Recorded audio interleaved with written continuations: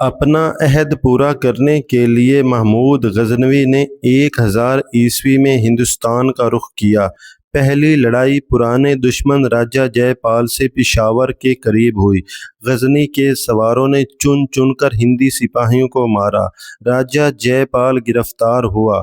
محمود نے آگے بڑھ کر نندنا، جو دریائے جہلم کے کنارے مضبوط پہاڑی قلعہ تھا، پر قبضہ کر لیا۔ راجہ جے پال نے محمود کی خدمت میں 20 لاکھ دینار اور 5 ہاتھی پیش کیے اور وعدہ کیا کہ وہ ہمیشہ غزنی کا فرما بردار رہے گا۔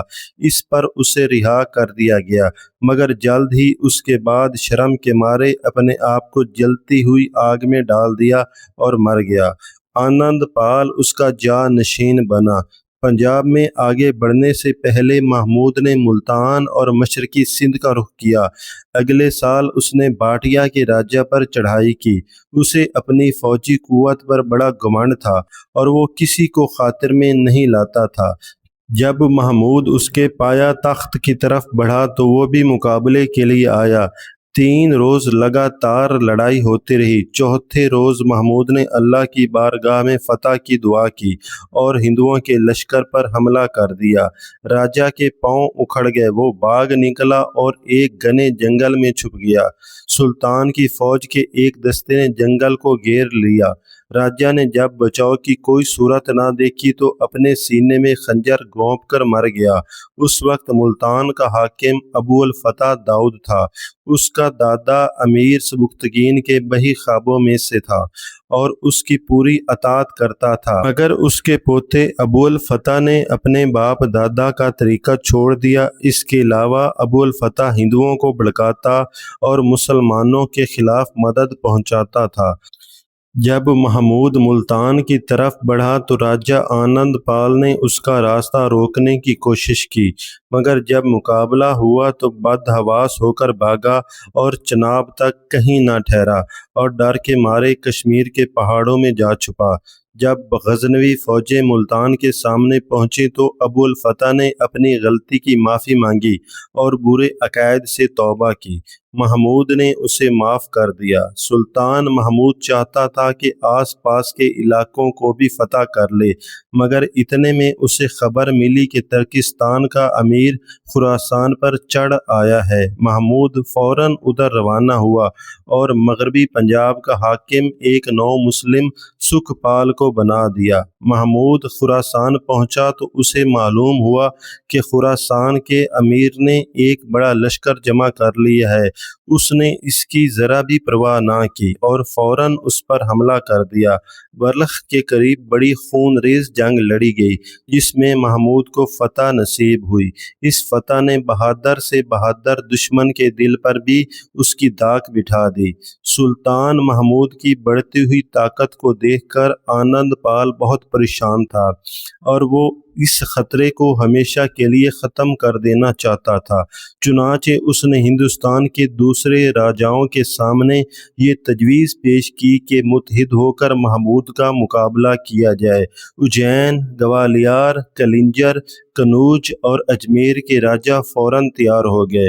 انہوں نے اپنی فوجیں آنند پال کے پاس بھیج دیں۔ اس طرح ایک زبردست لشکر تیار ہو گیا۔ اس کو لے کر وہ پشاور کی طرف بڑھا۔ سلطان محمود نے اس حملے کی خبر سنی تو وہ غزنی سے روانہ ہوا، دریائے سندھ کو عبور کیا اور دیہند کے مقام پر دونوں لشکروں کا آمنا سامنا ہوا۔ 40 روز دونوں فوجیں ایک دوسرے کے سامنے کھڑی رہیں، لیکن لڑائی کی ابتدا کسی طرف سے بھی نہ ہوئی۔ ہندوؤں کا لشکر روز بروز بڑھتا جا رہا تھا۔ محمود کو پتہ چل گیا تھا کہ اس دفعہ ہندو سر دڑ کی بازی لگا کر آئے ہیں۔ اس نے بھی بے حد احتیاط سے کام لیا۔ اس نے حکم دیا کہ فوجوں کے دونوں طرف ایک خندق کھود دی جائے تاکہ کسی طرف سے بھی ہندوؤں کا بس نہ چل سکے۔ اس کے بعد محمود نے لڑائی شروع کر دی۔ 1000 تیر چلانے والے اس کے حکم سے آگے بڑھے اور ہندوؤں پر تیر برسانے لگے۔ ہندوؤں نے بھی زور سے حملہ کر دیا۔ کھوکھر قوم کے سپاہی ننگے سر ننگے پاؤں لڑتے ہوئے خندق کو پھلانگ گئے اور سلطان کے لشکر میں گھس آئے۔ انہوں نے وہاں کھلبلی مچا دی۔ قریب تھا کہ محمود کی فوج کے پاؤں اکھڑ جاتے، مگر اس نے اپنے خاص دستے کو حکم دیا کہ دشمن پر پیچھے کی طرف سے حملہ کر دے۔ اس حملے سے دشمن میں بدحواسی پھیل گئی اور ان کے پاؤں اکھڑ گئے۔ 2 سرداروں نے ان کا پیچھا کیا، 8000 ہندو مارے گئے۔ یہ بڑی زبردست فتح تھی۔ ہندوستان کی اتنی بڑی جنگی طاقت اب تک کسی میدان میں جمع نہیں ہوئی تھی۔ اب شمالی پنجاب کا سارا میدان خالی تھا۔ محمود منزل بہ منزل مشرقی سرے تک آگے بڑھا اور نگر کوٹ کا قلعہ گھیرے میں لے لیا۔ یہ قلعہ ایک پہاڑ کی چوٹی پر بنا ہوا تھا، جس کے اندر سینکڑوں بتوں کے علاوہ بے شمار دولت بھی تھی۔ 2 ہی دن میں راجہ امان کا طالب ہوا۔ محمود نے اس کی جان بخشی کر دی، پھر قلعے میں داخل ہوا، جہاں سے اسے 7 لاکھ اشرفیاں، 700 من سونے چاندی کے زیورات، 200 من خالص سونا، 2000 من خالص چاندی اور 20 من طرح طرح کے قیمتی جواہرات ملے۔ اس موقع پر سلطان نے اعلان کیا کہ جو ہندو سلطان کی فوج میں بھرتی ہونا چاہے وہ خوشی سے ہو سکتا ہے۔ یہ سنتے ہی 10,000 ہندو بھرتی ہو گئے۔